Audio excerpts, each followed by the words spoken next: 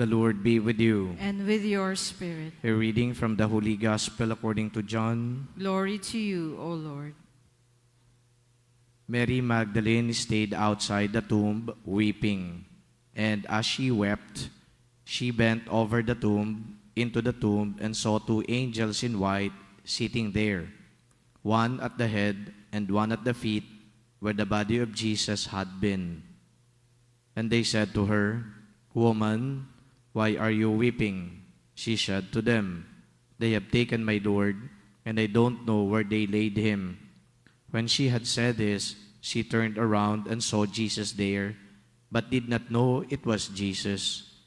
Jesus said to her, "Woman, why are you weeping? Whom are you looking for?" She thought it was the gardener and said to him, "Sir, if you carried him away, tell me where you laid him, and I will take him." Jesus said to her, "Mary." She turned and said to him in Hebrew, "Rabboni," which means teacher.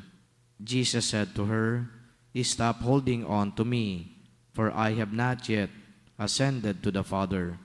But go to my brothers and tell them, I am going to my Father and your Father, to my God and your God."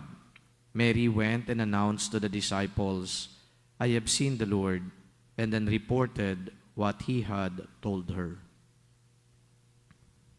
The Gospel of the Lord. Praise to you, Lord Jesus Christ. The reaction of Mary Magdalene is not unexpected. It was actually an expected reaction to weep because somebody died, to mourn because somebody died, and of course the desolation because somebody died, somebody very close to her. And yet, when Jesus resurrected from the dead, no one also expected this. So, Mary Magdalene is not expecting that Jesus is going to rise from the dead.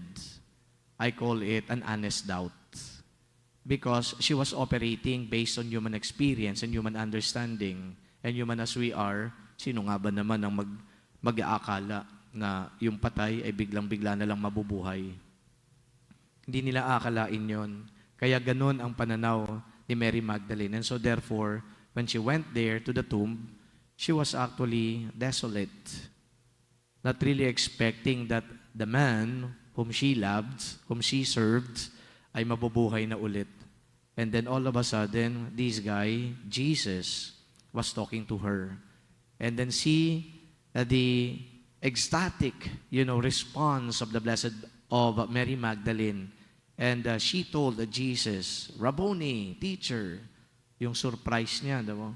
It was an amazement it was really amazing rather for Mary Magdalene to finally, see Jesus, the risen Jesus.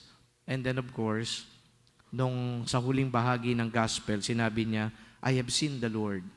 You know how ecstatic she was proclaiming this one, "I have seen the Lord."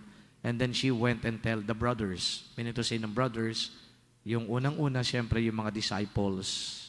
And then yung iba pang mga mananampalataya. So, yung lahat ng kanilang lungkot ay napalitan ngayon ng galak. Now, reflecting on this, ito din po yung kumbaga ay ma-realize natin sa buhay na yung human emotions natin pabago-bago. Di naman yan yung tipong ikaw ngayon ay malungkot ka na lang habang buhay hanggang mamatay ka. I don't think so. There will always be reasons also for us to be, to enjoy life, to be joyful, paiba-iba.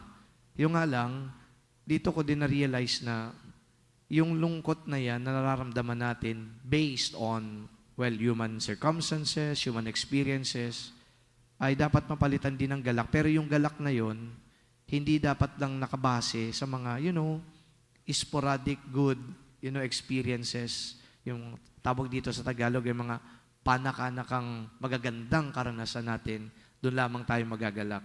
I guess, what this gospel tells us or is telling us is this, na ang totoong kagalakan ay dapat nag-uugat sa Diyos. So much so that, ano man ang nangyayari ngayon sa buhay mo, sabi ko, magkakaiba yan eh. Maaring gumraduate ka ngayon, may honors ka, okay, masaya ka.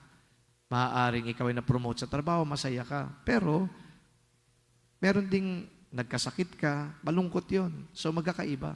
Yung nga lang sabi ko, kahit magkakaiba ang daloy ng buhay, iba-iba yung emosyon na binibigay sa atin ng karanasan sa buhay. Pero sana, kung nakaugat ang buhay sa Diyos, doon natin mararamdaman yung galak. Maaaring may dagok ngayon, pero may galak pa rin dahil alam mo na andyan dyan yung Diyos, di kanya pababayaan. Maaaring merong setback na naranasan ngayon, pero ando doon yung confidence mo dahil yung buhay mo talagang rooted in God. At hindi kanya pababayaan. At ang Diyos ay gagawa ng paraan. Ingrained yan. Hindi lamang sa isipan mo, kundi sa puso mo. So in that way, ano man ang roller coaster na pagdaanan natin, dahil ganun talaga ang buhay, but we will still remain confident because we feel and we believe that God is there for us. Ito yung pinahayag ngayon dito sa gospel. Andiyan dyan ako para sa inyo. Kala ninyo wala na ako. Di ko naman kayo iiwan. Mananatili ako sa inyo. Kaya sabihin mo na doon, Magdalena, sa iba pang mga kasamahan mo, na nakita mo na ako, andi dito ko.